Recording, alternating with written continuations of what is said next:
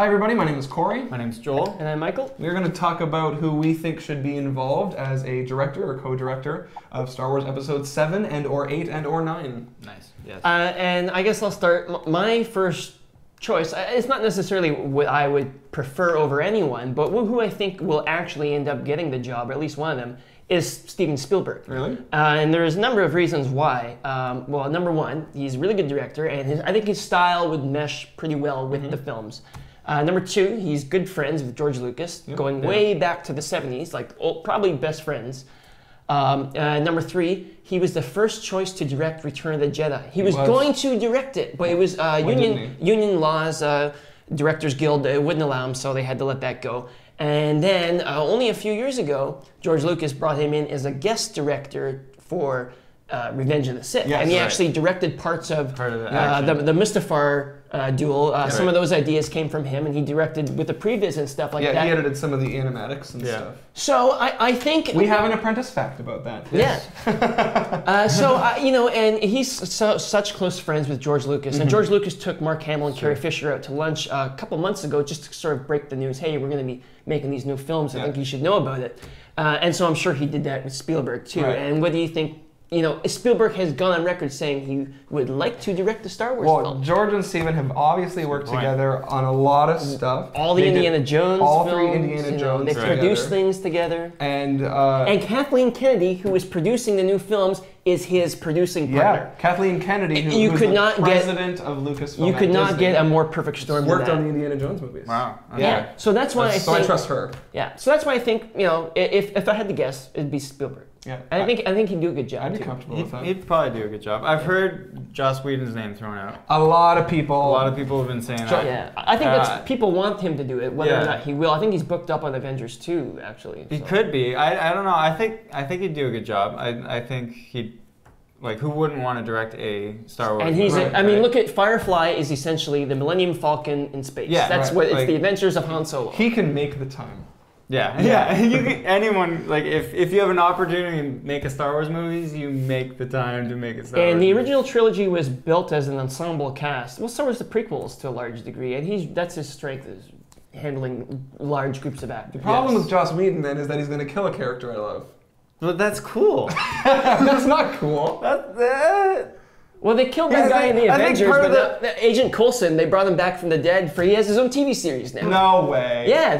Okay, we can't even talk about the Avengers. But part of what makes Empire so good is the fact that, like, you almost lose Han, and you don't know if he's coming back. Like, well, that's because they didn't know if he was. Yeah, exactly. His contract was up for renewal. That's why. To have something like that happen again, like, I think that adds dimensions to the movie. Okay.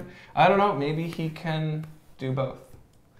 One thing about Joss Whedon is that with Marvel being owned by Disney, that means he has a relationship with Disney. Exactly. And Disney can easily turn to him. That relationship is there, and not always, they could easily shift him from Avengers 2 to Star Wars 7. Or even do possible. both. Or can do both. Yeah. Which would be ideal.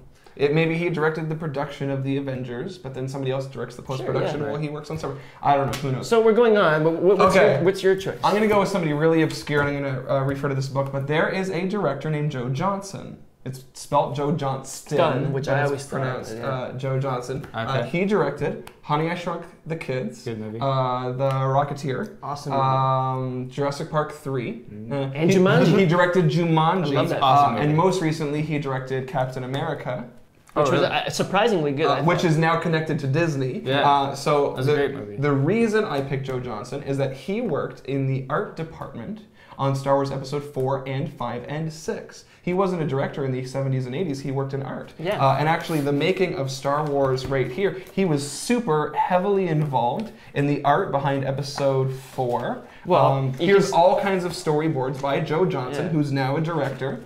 And he designed Boba Fett. Those are his drawings right there. He like invented. And he went on record saying, I don't know how serious he was, but he went on record saying, you know what, I'd like to make a Boba Fett movie. Yeah. Maybe he'll do it now. So there are not a lot of people who worked on Episode 4, period. Right. There's not a lot of people who worked on Episode 4 that are still in the Hollywood industry. Or that are now directing movies. Yeah, and so, I mean, he was heavily involved in the art. along with Ralph McQuarrie. David Fincher started that. Yeah, too. like look at all these sketches. He's just mapped out like the entire attack on the Death Star. Has made some really, really, really great films. Yeah. Worked on Captain America, owned by Marvel, now with Disney. And he knows special effects. Obviously loves Star Wars, knows special effects. I think he's not even a Star Wars fan. He worked on Star Wars. Yeah, and is that now makes a lot of sense. Yeah, that makes would, a lot of sense. So maybe we'll get all three, one for like the original each trilogy. movie. Yeah, like 7, 8, and 9. Yeah, that'd be good. That would be That'd be interesting. pretty So cool. maybe Joss Whedon doesn't direct episode He could do the 7, last one. Maybe he does Maybe 8 or episode 9. 8, and Steven Spielberg does 9. Yeah. Can you imagine? That could be pretty cool. I just had nerdgasm. I'm excited. Okay, guys, thank you for watching. We're going to be making a lot of these videos for the next 10 years. So please subscribe to youtube.com/apprenticenews, and we will see you in another video. Today we are going to be talking about the expanded universe, the Star Wars books, the Star Wars comics, the video games that go about 50 years past the end of Return.